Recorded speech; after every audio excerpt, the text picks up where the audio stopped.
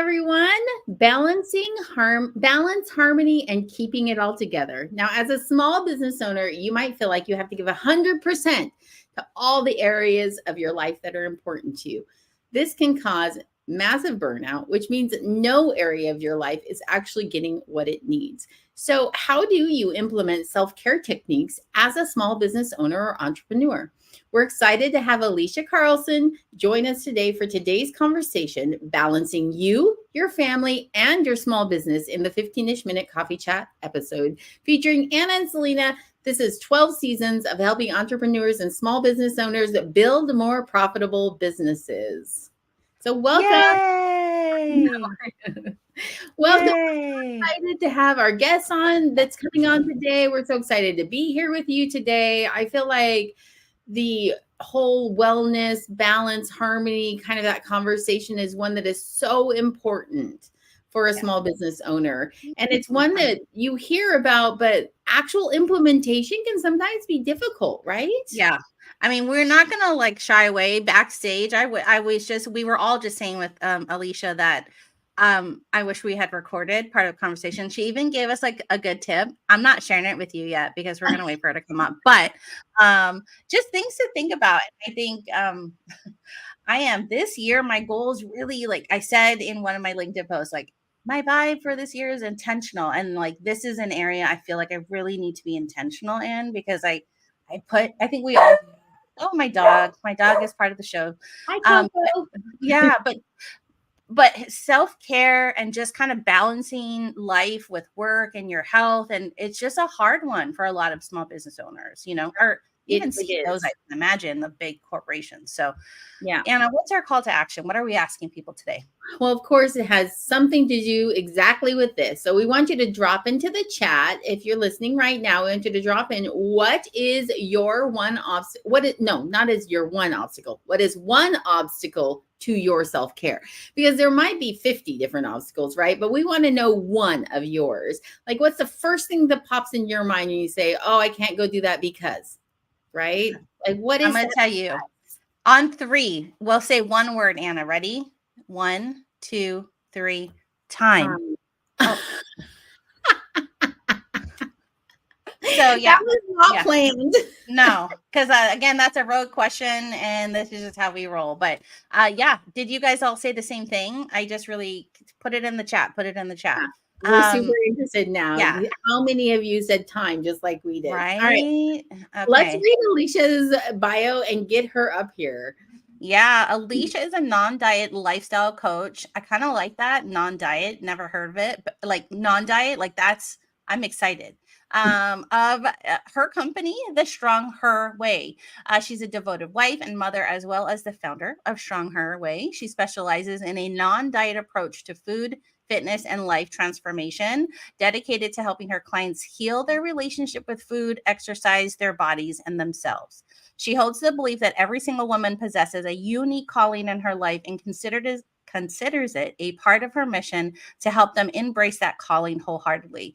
Carlson is convinced that every woman deserves to feel confident in her own body and believes that women have much more to offer the world than their appearance. She's committed to inspiring, equipping, and empowering women in every aspect of life. Ooh. I mean, hi, I want to be her friend and her bestie. Like, I love it. And, you don't think about it. Bring her, but we don't think about, like, the relationship with food and how it cycles into, like, all the other parts of your life. Yeah. Okay. So before we go any further, I'm bringing Alisha up. Yes. So you can join us. Ready? Yeah. Hi. Welcome to the show. Yes. Hello. Thank you for having me. It's good to be here. No, we're excited. Alisha and I did joke with Anna a little bit. I just want to call it out already, right, Alisha? Like, Anna went and got a blazer, and now we feel very underqualified for this conversation. And she like did her hair up in a bun and all the things. So I felt I'm going school teacher today. That's my vibe. I'm school teacher vibe today. Oh, you made me think of, like, you're my therapist. I need to lay down a couch and like start talking. That's where I went. I did do a strengths coaching session this morning. So I am going coaching vibe today. Yes. Okay. Selena, tell me how that makes you feel. No, I'm just kidding. I just was thankful that I showed up with real pants on instead of the business mullet leggings on. Darn. I mean, Alisha, I'll tell you, if this is what I'm having, that is what I'm wearing on the bottoms. You know what I mean? You've got the business mullet happening. Yeah, for sure. For sure. We're super excited. Before we start the conversation, we always love to start it with a coffee cup selfie or whatever you're drinking. I have my little mug here and I have water, but all right. On 3, 1, 2, 3.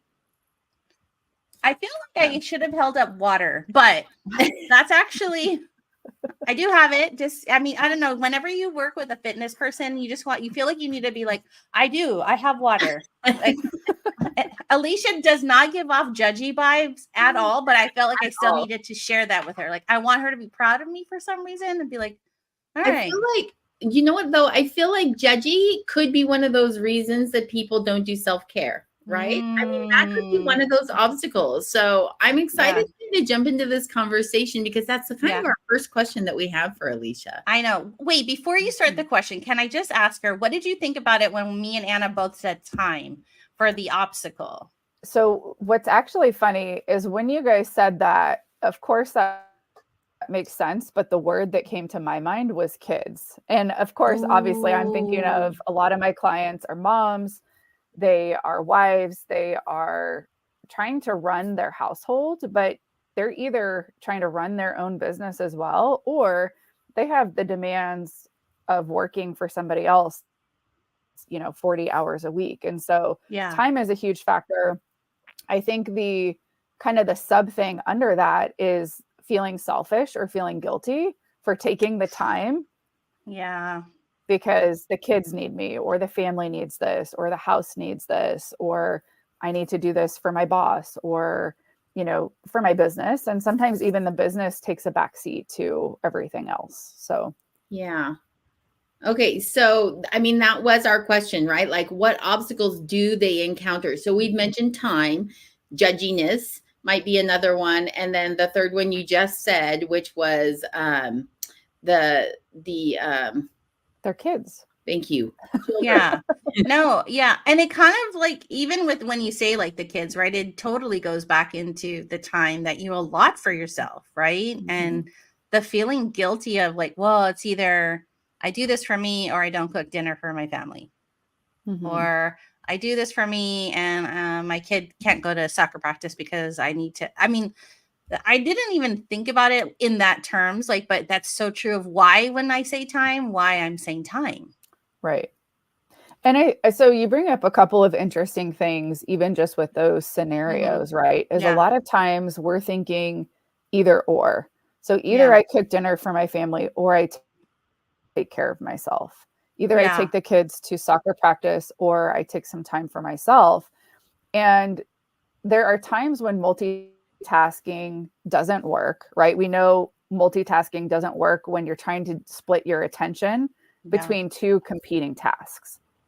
However, multitasking can be a beautiful thing when we figure out how to do it appropriately so that it actually works. So in that example, I'm going to drop the kids off at practice and maybe I'm going to walk laps around the track. Or maybe while they're at practice, I'm going to go for a run, or I'm going to do a body weight exercise, or I can hit the gym really quick. Or I can bring a book and sit and read, right? So it doesn't necessarily always have to be fitness related stuff, but and then, the nature of what I do as a fitness, nutrition, life coach, a lot of the reason the women that come to work with me is because they want to be healthier. They want to take better care of themselves. They want to feel better in their bodies. They also want to look better. They want to feel more confident. And so it always feels like it's kind of this either or. And so I think a lot of what I get to do with my clients is figuring out how do we do both and. That is such a good mindset shift, right? Is to stop saying, if I do this, I can't do that. Instead, to evaluate that, how can I get both of these things done? What opportunities do I have to include both of these areas of importance in my life? And like the first thing when you were talking about that, I was like, oh, that again, it was like, oh, it still feels a little overwhelming because now I'm multitasking everywhere I go, right? Like, it's like, okay, I'm going to get this done and this done at the same time and accomplish two of the tasks. And then I think what happens is then we say, so now I need to fill where I would have normally taken that time with something else I have to get done. Yeah. Right. And that to me, like, at least that's where I naturally go with, oh, I freed up 45 minutes. What other task can I do to fill that space, you know? And sometimes I think when that is happening in our brains, there's this thought or this belief that, well, probably a couple different ones. One is that we have to be productive all the time, right? So I have to always be doing things. We see doing things for our family or our business or getting, the house taken care of as being productive. We don't necessarily view taking care of ourselves as a productive task. Something else that I think happens, and I just kind of had this thought the other day at the gym, is that a lot of times when we are thinking about exercising, particularly probably exercising or meal planning or meal prepping, we can view that as a chore. Like it feels like something else we have to do. It feels very heavy. It feels like this thing that we have to take care of. And so that approach typically has us kind of procrastinating and putting it off, versus if we can again kind of shift that perspective as this is something that I am doing for myself, right? I know if I take some time to meal plan, to do a little bit of prep, that's going to save me so much time, so much energy throughout the week, but it's also taking care of myself. And this is really where I think the biggest, potentially one of the bigger mindset shifts, is that we have to start viewing ourselves as an asset. Especially if you own your own business, you are potentially the most important asset in your business. And so I've really been thinking about how can I take better care of the asset, right? And even in your family, even in, your home. My husband, a couple years ago, this was probably one of the wisest things he's ever said, is that he was like, you're like the CEO of the family, right? Like you are making sure that everybody's getting where they need to go. You kind of keep the house running smoothly. And if I'm not taking care of myself, right? If a CEO of Fortune 500 company is not taking care of themselves, is not treating themselves like the asset, how well is that business actually going to run? And so I think that's a really big shift that kind of has to happen, is we really need to start viewing ourselves as worthy enough to be a priority, worthy enough to take that time, just as important as everybody else in our families and our lives, just as important as our clients and our business. Asset, you saying that, I don't know why that never dawned on me. That word, I mean, when you like win at a game and it goes ding, ding, ding, ding, ding, ding, ding, ding, you said that and I was like, oh my gosh. Yeah. Like right, Anna? Like, I mean, I know there's other words, but I don't know. That one really is resonating with me, where you say, like, remember, you're an important asset of the whole of what you do. And without you, all those other things don't exist really. Yeah. And even when we kind of think about the word asset, right? Yeah. If you're thinking about investing, we want to be investing in assets because they're going to appreciate over time. They're going to give us a return on investment. And so I think even just being able to kind of take that word and really look at, like, what does it mean? It's like, yeah, like I am going to, if I invest in myself, I am for sure going to be delivering a return on investment in so many different ways. There's going to be so many ways that this compounds and comes back, in the business, in the family, in our marriage, and our relationship with our kids. But yeah, so I just wanted to kind of add that. Well, and I love that. I mean, depending on the kind of thinker you are, right? Like you're touching all the areas of importance where you can say there is a return on investment. There's also a mental health aspect when you say you are worthy and you do deserve to be seen as an asset to your company. But also then, if you really want your business to run well and you have an asset that's an important piece of it, if you let that fall to the wayside, you're wasting time, you're wasting money, you're wasting what you have available to you to make your business grow. Mm-hmm. And I love that thought process that you, as a person, as the small business owner, as the entrepreneur, you are that asset. Like that really is like a powerful way of viewing yourself that gives you that permission to invest in what you need. I want to jump backwards too, to also what you said about when you're doing this meal prep, looking at it as something that's for you, not a chore that you have to just get done. Like that hit today. I ran out of coffee creamer because we did not meal prep. We did not grocery shop. We did not plan this week, right? So I ran out of coffee creamer, and that starts my day off badly, right? That's not a great way to start, is to be like, oh, dang it, I don't have what I need. And so anyway, that also hit home to me, like, ultimately, if we don't do those things for ourselves, there is a detrimental effect, you know? Yeah. I feel like here's my problem, Alisha, is I love meal prepping, possibly, but I love eating. It's the preparing it. I can't seem to make it fun. Do you know what I mean? Like I and that's my struggle, right? Like I love to, and I always said, if I hit it big and I have a millionaire, what would I have? I would have a hairstylist in my house, and I would have a chef. And I would eat anything healthy the chef made me. I'd be like, I'll eat it. This looks amazing. But if I don't have to make it, you know? So Selena, I have a quick question for you. Yeah. Do you clean toilets? Yeah. Do you clean the toilets in your house? Yes. How do you make that fun? Is it ever fun? That's such a great good point. No, but now every time I clean the toilet, I'm gonna be like, okay, I gotta prove Alisha wrong. I can have fun. I can scrubbing the toilet ring. But I think your point good is point. great, right? Yeah, like not everything's always going to be fun all the time. You still have to do it, or there's a benefit to doing it, right? And there's a detriment to not doing it. Yeah. Oh, sorry, go ahead. No, you just literally like shifted my mindset to realize like just because I need to cook and meal prep does not equal always everything needs to be fun in your life to do it. You're absolutely right. I'm just flabbergasted. Okay, go ahead. Sorry, Alisha. I'm stunned at it because you're so right.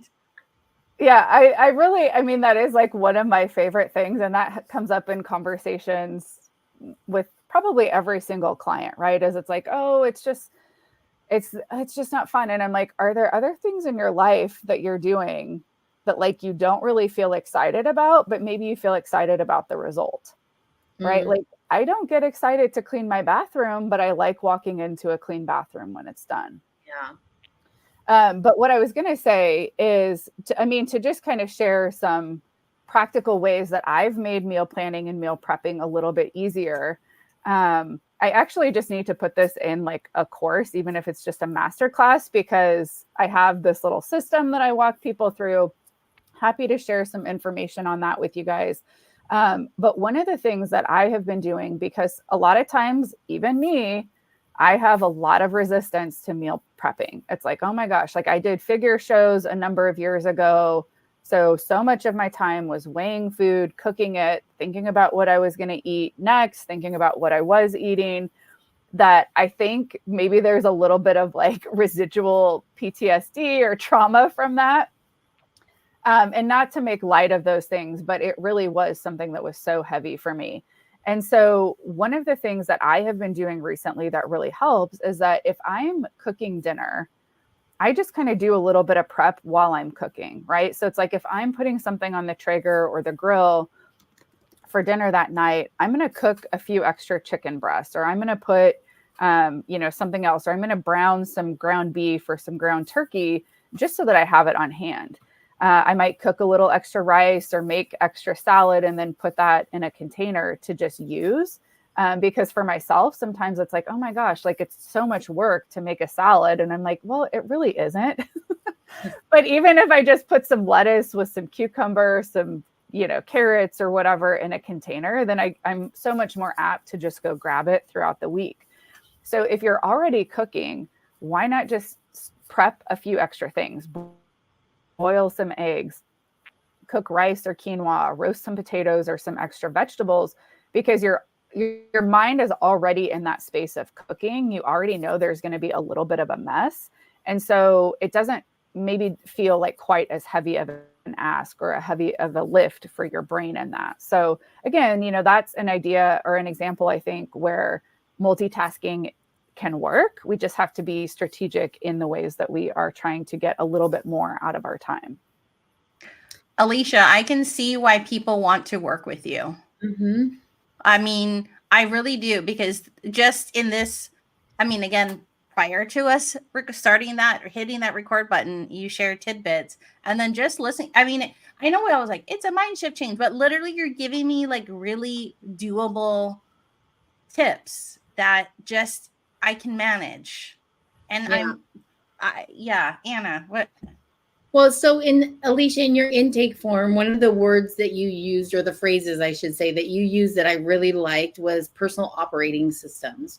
And basically what you said is people can put personal operating systems in place that will help them create that harmony or balance, or, whatever word you want to use, between your personal life, your family life, your business life, all that kind of stuff.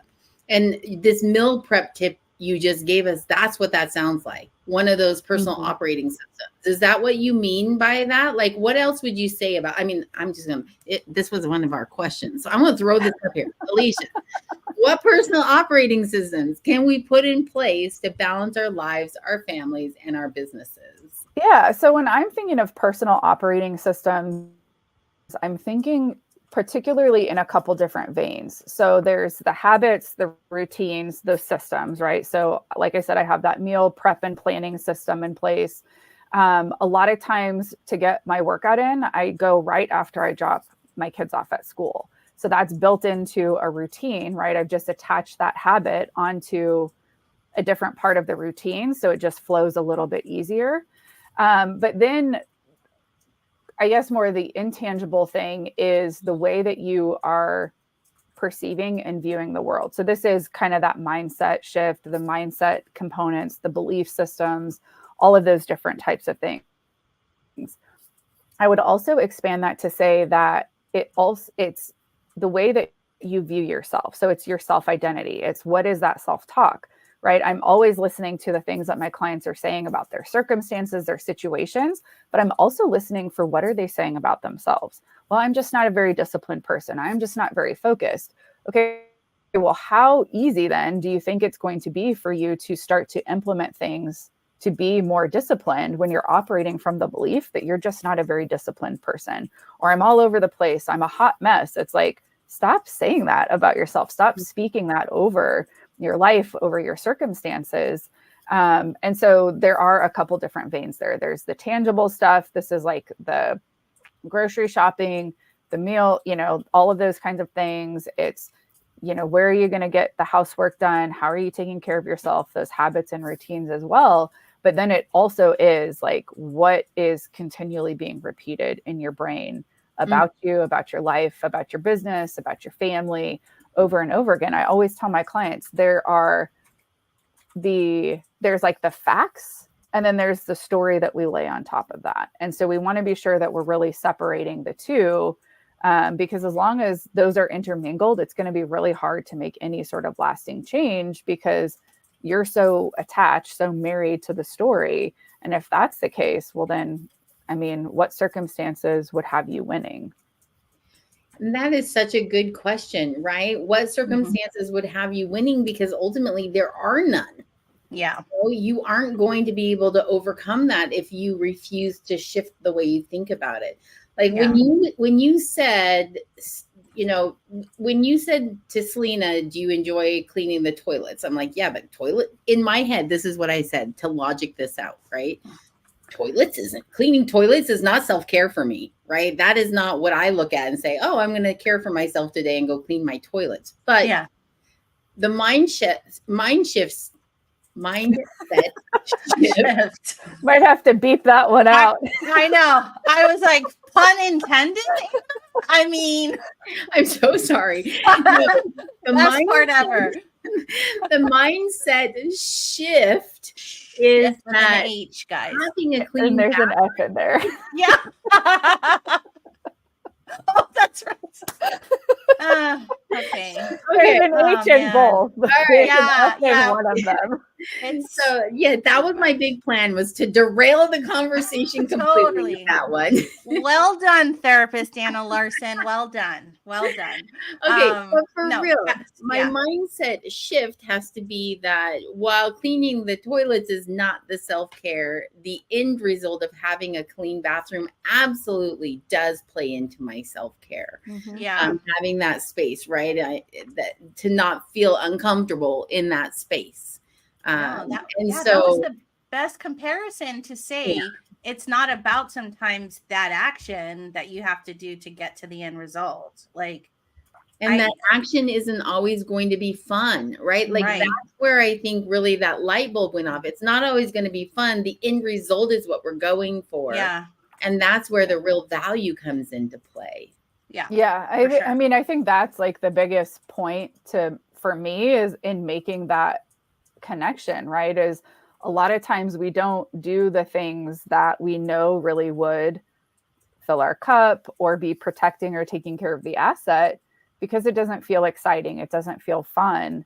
But I can almost guarantee there are a handful of things that you do, and depending on if you have kids, how old they are, like changing diapers was never fun for me. Oh, I love it. But I did it. Party. You know? Yeah. I mean, it was like every time, like, yay, another one. So I think it's just this kind of looking at that a little bit. And I think recognizing, and this kind of goes back to that, the judgy aspect of it, is just recognizing that we don't need to beat ourselves up. We don't need to be hard on ourselves. That we know doesn't actually help us take the action that we want to take. Understanding that the brain at a very basic level is always looking to have fun, to find the pleasure in things, to avoid things that feel uncomfortable, and to make things as easy as possible. Mm-hmm. So if we know that that is just like how the brain by default is wanting to work, then we can have a little bit of understanding, maybe have a little bit of compassion for ourselves. And so when it feels more exciting to skip the workout and stay in bed, it's like, yeah, my brain is just doing what it's supposed to do. So thank you, brain, but also recognizing that the brain's default mechanism is not necessarily thinking about what's in your best interest, right? So it's looking for instant gratification. It's looking for things to be as fun, as easy as possible. But sometimes the thing that's the most fun or the easiest isn't going to produce the fruit that we want down the road. So I think this is where sometimes it can help to kind of get outside of your brain a little bit, just kind of observe, become, somewhat neutral about it, and just be really objective of like, let's understand what's going on from kind of that biology perspective, but then also how do we come alongside ourselves and learn to be the coach, learn to be the cheerleader and that support system that we need. I think obviously this is where having a coach really can be helpful to at least get you in that place and start teaching you some of those skills and those strategies and those tools so that you can apply it to yourself. But that for me and for my clients has been the biggest game changer. So good. Thank you so much, Alisha. Yeah. I love the direction this conversation went. Oh, yeah. I don't know, in my head, this wasn't what I imagining our conversation would be about, but I feel so like empowered, maybe is the right word, to make different choices and be okay with them. No, I feel like Alisha went in my head and she just kind of flicked on the light in this room that I didn't like to go into. Ooh, and she's do you know what I mean? And I think that's how I feel, Alisha. Like you just said, it's okay. Like, I'm going to just show you something. And it's a toilet and it's not what I thought. But I was like, again, and just the asset. I mean, we could talk a ton. Honestly, this has been so fun. And I usually am like, oh, fitness. I suck at these conversations sometimes because I'm bad at it. But today you did, I don't know. And Anna, you said it best, right? Having a coach it can be so great for yourself. And right, they're there to not change you, but to kind of help support you while you go on that field and you play the best game that you've ever played. And I feel like Alisha would make a dang good coach. Seriously. Well, let's share Alicia's toolkit and let's do it. Know like how they can find her. So, all right, Alisha, your toolkit is your Strong Her Way podcast. Tell us a little bit more about it and what kind of topics you hit on this podcast. Yeah, so the podcast is a great place to just kind of take some of the stuff that we've talked about a little bit deeper. I talk about all different types of things related to fitness, nutrition. I do get a lot into the habits and really helping people understand why they do what they do, how they can kind of hack their brain, hack the habit system that their brain has.